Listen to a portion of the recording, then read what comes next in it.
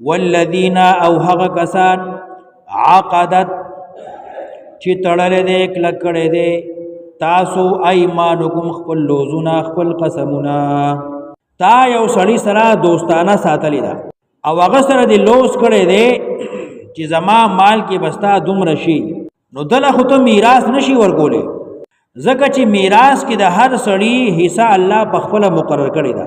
ولکل جعلنا موالیا، ها دی خپل ملګري لا خپل دوست لا تک یو شی تحفتن هدیتن یا ولا یو برخه ورکای، صدقه کوي، خیرات کوي، تحفه ورکای، امداد ورسره کوي، نصرت ورسره کوي، نو کولی شي. والذین او هغه کسان عقدت ایمانکم چې تاسو کړی دی ورسره پوخ لوز قسم کړی دی، فآتوهم نو ورکای دی لرا نصیبهم برخه د دی، امداد ورسره وکړه.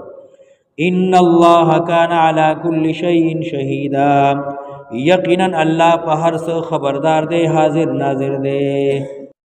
لائک کرو، شیئر کرو اللہ کی رضا کے لیے، اللہ کو اپنا محبت دکھاؤ.